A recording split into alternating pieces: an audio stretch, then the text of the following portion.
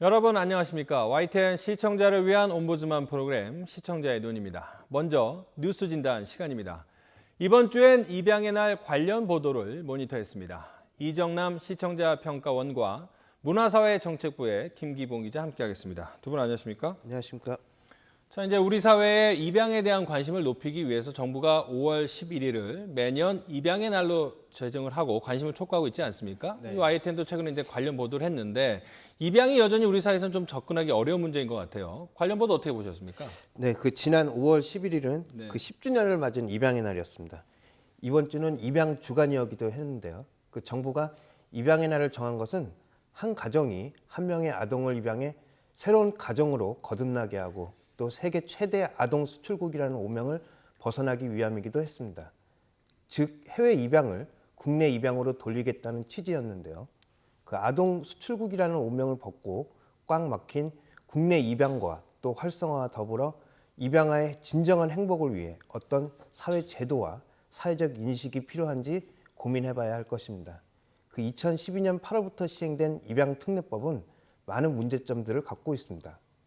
까다로운 입양 절차와 특별하게 규정한 특례법과 무관하지 않다는 지적이 나오고 있는데요. 특례법에는 생부, 생모가 먼저 출생 신고를 하고 또 7일 이상이 지난 후에야 입양 절차에 들어갈 수 있습니다. 양부모도 법원에서 철저한 자격 검증 등을 받아야 하는데요. 생부, 생모가 가족관계 등록부에 아이의 이름을 올려야 한다는 것인데 하지만 대부분의 미혼 부부는 이를 기피하고 있습니다. 입양에 실패할 경우 평생 아이가 호적에 남을 수 있다는 것을 우려하는 것인데요. YTN의 보도처럼 과도한 조건으로 입양의 길이 막혔다는 반론과 또 입양아의 진정한 행복을 위해서는 꼭 필요하다는 의견이 맞서고 있는데요. 관련 단체들은 법 개정을 요구하는 등 현실적인 대책이 필요해 보이는데요. 관계 당국의 입장은 무엇인지 궁금합니다. 자, 입양 활성화를 위해서 입양특례법에 좀 까다로운 조건을 완화시킬 필요가 있다라는 주장도 나오고 있지만 사실은 또 입양아의 이후에 어떤 좀 인권이라는 걸 보장하기 위해서는 좀 더 철저한 검증이 필요하다 이런 주장도 나오는 것 같아요. 어떻게 보십니까? 네, 입양 정책을 총괄하는 보건복지부의 입장을 간단히 정리하면 까다로운 조건으로 입양이 위축되는 면이 있어도 극복해야 한다는 것입니다. 다시 말해 입양 절차가 좀 오래 걸리더라도 양질의 입양을 위해 입양특례법 내용을 밀고 나가야 한다 이런 입장입니다. 2012년 8월에 전면 개정된 입양특례법의 요지는 아이를 받아들일 양부모의 자격을 엄격히 제한하고 아이를 맡기는 생부모의 인적 사항도 밝힌다는 것입니다. 이전에는 양부모의 조건이라는 게 사실상 일정 규모 이상의 재산과 건강 이 두 가지만 있으면 됐습니다.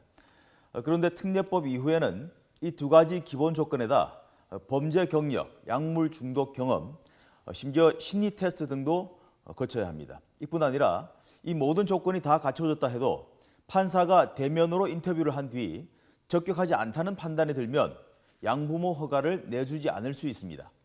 다시 말해 법원의 허가를 얻어야만 양부모가 될 수 있습니다. 양부모의 조건이 이렇게 까다롭다 보니 입양을 하려고 했다가도 스스로 뜻을 접는 사람들이 많이 나옵니다. 실제로 기자가 가본 입양기관에서도 아이들의 대기 기간이 예전보다 훨씬 길어진 것을 확인할 수가 있었습니다. 정부는 그러나 더 좋은 환경에서 올바른 양육을 받게 한다는 입양의 원래 의미를 생각할 때 엄격한 조건을 따지지 않을 수 없다 이런 주장입니다. 그런데 입양 규모를 결정적으로 위축시키는 건 양부모의 조건이 아니라 생부모의 신원이 노출되는 것입니다. 과거에는 아이를 출생신고하지 않더라도 편법으로 입양이 가능했지만 특례법 이후에는 출생신고를 하고 일주일이 지나야 입양이 가능하도록 했습니다. 그런데 입양아들의 생모가 거의 100% 미혼모이기 때문에 자신의 출산 사실을 공식적으로 노출시키는 게 큰 부담이 되는 것이죠. 일단 입양이 이루어지면 가족관계 서류에서 미혼모의 관계가 없어지기는 합니다만 입양이 언제 이루어질지 모르는 상황에서 그 기간 동안 진학이나 취업, 결혼 등에서 많은 제약을 받게 되는 것입니다. 또 입양이 됐다가 입양 관계가 깨지는 파양이 될 경우 그 아이는 다시 미혼모의 아이로 돌아오기 때문에 미혼모의 입장에서는 그런 미래의 부담을 감내하기가 어려운 것입니다. 그럼에도 불구하고 정부는 입양아가 성장해서 뿌리를 찾을 경우 언제든 찾을 수 있도록 그 권리를 보장하기 위해서는 출생신고를 통한 가족관계를 기록할 수밖에 없다는 것입니다. 결국 정부는 특례법이 까다롭지만 그 어려움을 감수하고서라도 이행을 해야 한다는 입장입니다. 자, 입양 이야기를 하다 보면 버려지는 아이들을 언급하지 않을 수가 없습니다. 이런 버려지는 아이들이 최소한 아무데나 버려지지 않도록 막기 위해서 이제 베이비박스라는 어떤 고육지책도 나오지 않습니까? 네. 그런 부분도 좀 짚어봐야 될 것 같아요. 네, 입양 특례법이 시행된 후 곳곳에서 부작용이 불거져 나오고 있습니다. 그 주사랑교회 공동체교회의 베이비박스를 통해 버려진 영아는 지난해 서울에서만 200여 명을 넘었습니다. 미혼 부모의 상당수가 신분이 드러나는 입양보다는 차라리 아이를 버리는 쪽을 택하고 있다는 것인데요. 그 베이비박스에 놓고 간 아이들은 교회 측이 경찰에 신고한 뒤 구청에 인계되는 것으로 알고 있습니다. 그 일반 입양과는 다른 절차로 새 가정을 찾는지 궁금한데요. 그 입양이 필요한 아이들은 발생하지 않는 것이 최선이지만 입양은 버려진 아이를 키우는 게 아니고 생부 입장에서는 더 나은 조건에서 아이가 자라기를 바라는 선택으로 이루어지는 일인데요. 적법한 입양 절차에 따라 입양이 이루어지는 과정과 또 행복한 입양 사례들을 심층적으로 보도할 필요가 있다고 생각됩니다. 저출산이 문제되는 현실에서 소중한 생명이 더 이상 유기되는 일이 반복되는 일이 일어나서는 안 될 것이며 제도적 장치가 마련될 수 있도록 YTN의 적극적인 보도를 바랍니다. 자, 이제 형편이 어렵거나 아니면 원치 않는 출산을 했다 하더라도 아이를 버려서는 안 되겠지만 버려지는 아이들이 생기는 것은 어쨌든 현실이기 때문에 과연 그런 경우에 버리는 경우만 있는지 아니면 또 다른 정상적인 절차를 거쳐서 아이들을 입양이나 다른 좋은 쪽으로 보낼 수 있는지 그런 방법이 있는지 좀 궁금합니다. 네, 까다로워진 입양 방식, 특히 출생 신고를 의무화하게 돼 신원이 노출되는 것 때문에 미혼모들이 입양 신청 대신 아이를 버리는 경우가 늘어나는 게 사실입니다. 베이비박스에 아이를 버리고 달아나는 것인데요. 이 경우 베이비박스를 운영하는 교회에서 일단 경찰에 신고를 하게 되고 아이는 구청으로 옮겨집니다. 서울의 경우에는 서울아동복지센터로 옮겨져서 이런 아이들도 결국 입양을 가게 되는데요. 이 경우도 마찬가지로 특례법의 적용을 받아 출생 신고가 된 상태에서 입양이 가능하기 때문에 아이는 법원을 통해 임의로 성과 본을 부여받게 됩니다. 다시 말해 새 이름과 출생 시간이 만들어진 상태에서 출생 신고를 한 뒤 입양이 이루어지게 됩니다. 아무튼 생모인 미혼모의 신원을 노출시켜야 하는 제도 때문에 입양 신청이 크게 위축되고 대신 베이비박스에 버려지는 아이, 이른바 기아가 늘어나는 것은 분명 문제라고 볼 수 있습니다. 정부는 이런 부분을 인정하면서도 뿌리 찾기를 위해서는 어쩔 수 없다는 입장을 고수하고 있습니다. 따라서 일각에서는 뿌리를 찾기 위해서라면 입양기관에서만 알 수 있도록 별도의 인적 사항을 기록하는 방법을 주장하고 있습니다.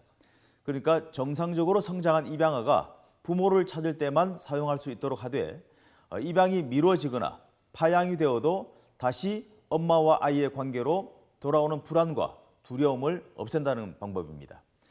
입양의 질만을 위해 너무 까다로운 입양 조건을 강행하는 것은 역으로 더 나은 삶을 찾을 수 있는 아이의 상당수를 불행한 환경에 묶어놓는 결과가 될 수밖에 없습니다. 따라서 YTN은 너무 까다로운 입양의 조건이 비정상적인 아이의 유기를 낳고 행복 추구권을 오히려 박탈하는 사례가 없는지 지속적인 관심을 가질 것입니다. 하지만 자칫 입양만 해버리면 그만이라는 잘못된 사고로 무책임한 출산이 확산되는 것도 경계해야 할 부분이기 때문에 균형 감각을 잃지 않고 관심과 보도를 계속할 것입니다. 지금 뭐 화면에서도 보셨지만은 저 베이비박스라는 게 상당히 좁고 차갑고 어두컴컴한데 그 상자 안에 놓여있을 신생아의 그 모습을 생각하니까 상당히 가슴이 아픕니다. 입양의 날을 맞아서 입양 관련 보도 모니터한 내용 논의해봤습니다. 두 분 오늘 말씀 고맙습니다.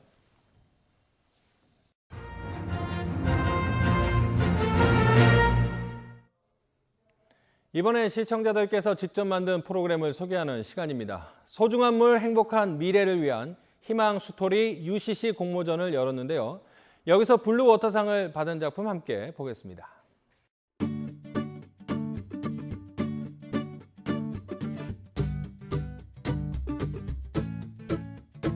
너 그러고 보니 오늘도 세수하고 수도꼭지 안 잠갔더라. 물을 함부로 낭비하면 못 써. 왜 그래야 하는데? 물은 소중한 거니까. 왜 소중한데? 물은 세상에 많잖아. 물이 왜 소중한지 잘 들어봐. 물이 있어야 예린이가 세수도 하고 양치도 하고 목욕도 할 수 있지. 그리고 물이 있어야 예린이가 좋아하는 수영도 할 수 있어. 정말 그렇네? 물이 있어서 바다 친구들이 살 수 있는 거고. 와, 물고기랑 인어공주도? 그럼 또 깨끗한 물 한 잔을 지구 반대에 사는 친구들이 생명도 살릴 수 있대. 와, 물 정말 대단하다. 물의 힘은 에너지를 만들어서 발전소와 전기가 만들어지기도 하지. 물을 못하는 게 없네. 물 덕분에 지구 행복한 것 같아, 엄마. 물은 정말 소중한 것 같네. 고마워, 물아.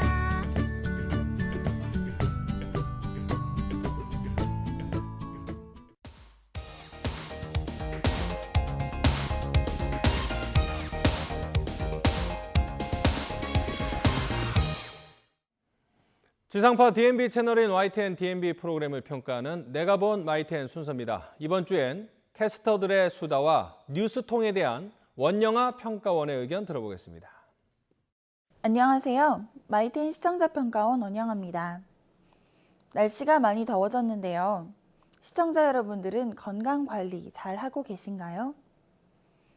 음식 섭취와 함께 적절한 운동으로 건강을 잘 관리해야 할 텐데요.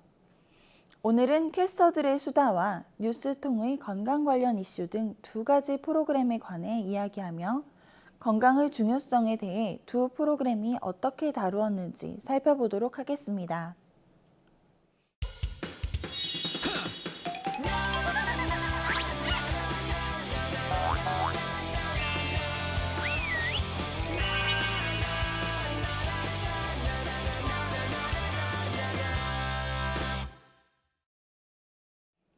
현대인들의 건강을 가장 위협하는 것이 스트레스라고 합니다.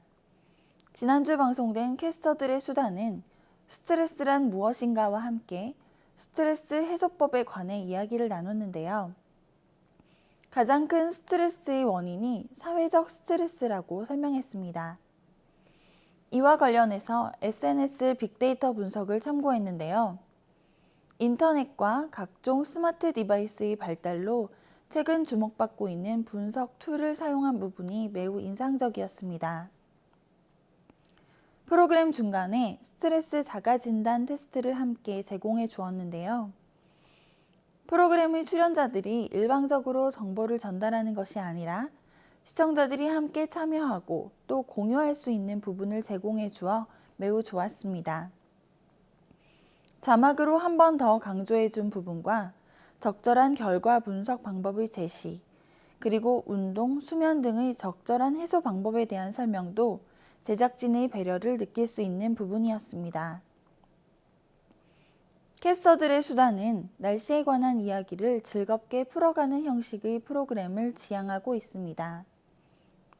그러나 이번 방송은 날씨와는 조금 거리가 먼 내용을 다뤘다는 생각이 듭니다. 유익한 내용의 방송이었지만 프로그램의 본래 취지에 조금 더 다가갈 수 있는 구성이 첨가되었으면 좋겠다는 생각이 들었습니다.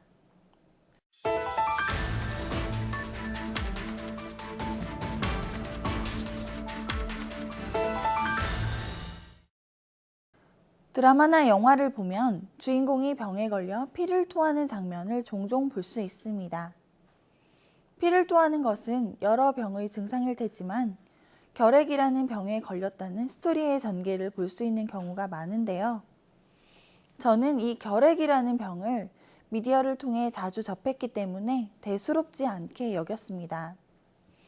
그런데 최근 한 뉴스를 보며 이 병이 매우 위험한 병이라는 것을 알게 되었습니다. 인천의 한 중학교 학생 100여 명이 집단으로 결핵 진단을 받아 지난주 큰 이슈가 되었는데요. 뉴스통이 이와 관련해 어떤 내용을 다루었는지 살펴보겠습니다. 뉴스통은 결핵 확진 판정을 받은 학생과 잠복 결핵 환자로 진단받은 학생 등 100여 명이 집단으로 감염된 중학교가 휴교 조치되었다는 사실을 기사로 전달하며 역학조사 과정 중에 학교와 보건당국이 제대로 대처를 하지 못했다는 점을 꼬집었습니다. 결핵은 감염이 되는 병으로 집단 생활을 지향해야 한다는 전문가의 설명, 학교 학생과 학부모의 인터뷰, 등교 정지 조치를 했다는 보건교사의 설명 등의 내용이 포함되었습니다. 이 부분에서 전문가의 결핵 진단과 관련한 설명은 매우 적절했지만 다른 부분이 조금 의아했습니다. 특히 학생과 학부모의 인터뷰는 실명과 얼굴을 감추고 음성 변조를 통해 방송되었는데요. 프라이버시 침해 우려 때문에 이름과 얼굴을 공개하지 않은 것은 당연하겠지만 뒷모습, 음성 변조 등은 범죄자의 인터뷰 모습에서 흔히 볼 수 있는 것이어서 의아한 부분이었습니다. 그리고 마지막 부분에 이 사건이 이슈가 되기 직전 교육부 장관의 1일 강사 방문이 있었는데도 이 사실을 알리지 않았다는 설명이 있었는데요. 이것은 기사의 내용에 도움이 되지 않을 뿐더러 굳이 첨가하지 않아도 되는 부분이었다고 생각합니다. 이런 부수적인 설명보다 뉴스의 중심이 되는 이슈에 집중하는 것이 더 바람직할 것 같습니다. 건강과 관련한 뉴스는 모든 시청자들의 삶에 가장 밀접한 부분이기 때문에 가장 중요하게 여겨져야 하는 부분입니다. 앞으로도 뉴스통과 같은 뉴스 프로그램이 시사, 정치와 같은 경성 뉴스뿐 아니라 건강, 문화와 같은 연성 뉴스도 배려했으면 좋겠습니다.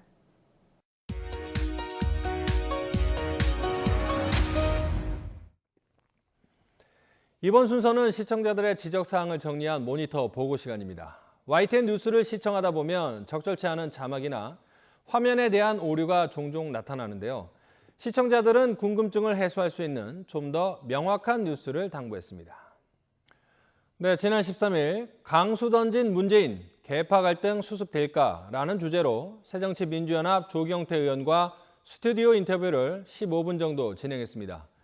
하지만 인터뷰 내내 은퇴 손학규 주가 급등이라는 좌상 자막이 계속 표시돼 있었고 야당 갈등에 대한 이야기만 나누는 등 손학규 전 의원 관련 내용은 언급이 없어 어색한 측면이 있었습니다. 12일에 있었던 기상캐스터 중계차 연결에서는 캐스터의 리포트가 길게 이어지고 다른 화면으로 전환되지 않자 캐스터 멘트가 꼬이더니 급기야 날씨 중계에 사용되는 조형물 뒤로 가서 원고를 읽는 모습이 그대로 방송에 노출돼 불안하고 산만해 보였다는 시청자 지적이 있었습니다. 같은 날 대여금고 누가 쓰나라는 앵커 리포트에서 대여금고에 대해 설명하면서 영화 속에서 도둑들의 목표물로 나오는 대여금고, 작은 서랍 크기의 철제상자 보이시죠? 라고 언급하며 손으로 화면을 가리켰습니다. 철제상자는 손으로 화면을 가리키기 전과 후에 나왔고 손으로 화면을 가리킬 때는 상자가 아닌 다른 장면이 나와 화면과 동작이 불일치하는 어색한 상황이 벌어졌습니다. 또 11일 물밑의 은밀한 위협 관련 기사에서 북한 입장에서 지상 발사는 대륙간 탄도미사일 ISBM 정도가 돼야 미국 본토를 위협할 수 있다고 앵커가 언급했습니다. 그런데 ICBM이라고 해야 할 것을 ISBM으로 잘못 언급하고 그래픽 안에 자막 역시 ISBM으로 잘못 표기되었습니다. 그 이후 바로 앵커의 사과 멘트가 있었지만 사소한 오류가 뉴스의 신뢰도를 떨어뜨린다는 시청자들의 지적이 있었습니다.